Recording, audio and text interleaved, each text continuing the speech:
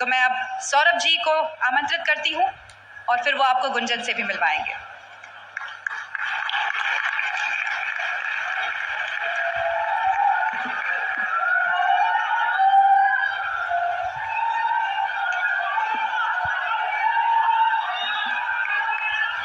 आवाज बढ़ा रहे। हमारी माताई ने हमें सवेरे सवेरे गैया को बहुत दूध पिलाओ, हमारी आवाज बहुत तेज है, चिंता न करो। देखो इतने दुनिया भर की हस्ती आई हैं और हमें बोलबे के बुलाओ गो है, लेकिन मैं सबसे पहले उन्हें बुलाऊंगा जिन्होंने मुझे बोलना सिखाया है, जिन्होंने मुझे पौधों को, पक्षियों को, इंसानों को पहचानना सिखाया है।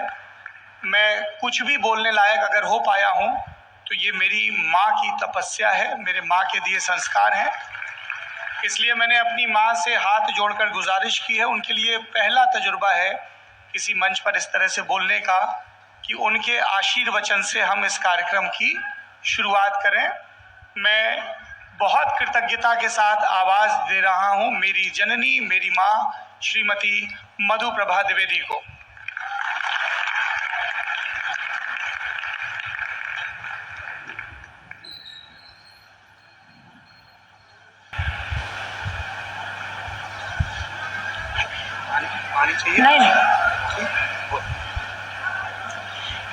यहाँ पर उपस्थित देश दुनिया से आए हुए सभी अतिथियों का, सभी ग्रामवासियों का, महिलाओं, बच्चों और बुजुर्गों का, सभी सुरक्षा में लगे हुए सुरक्षा कर्मियों का हृदय से अभिवादन करती हूँ।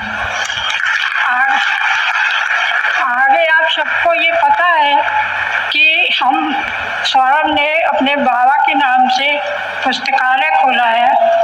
इसका शुभारंभ करने के लिए हम सब यहाँ एकत्र हुए हैं। आजकल मोबाइल और टीवी का युग है। बच्चों को बचपन से मोबाइल पकड़ा दिया जाता है, जिससे लोग गलत साइड पे चले जाते हैं, मानसिक विकृति का शिकार हो जाते हैं। माता पिता को ये ध्यान देना चाहिए कि ये सब ना हो, पुस्तकों की तरफ बच्चों का ध्यान जाए और पढ़ना शुरू करें।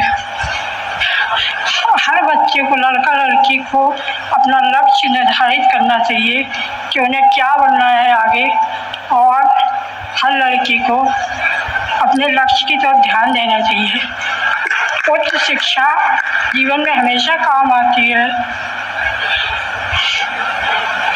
हम यहाँ गांव में रहे, एक शिक्षिका की बेटी है और हमने शिक्षा को शुरू से बचपन से ही देखा है अपने घर में।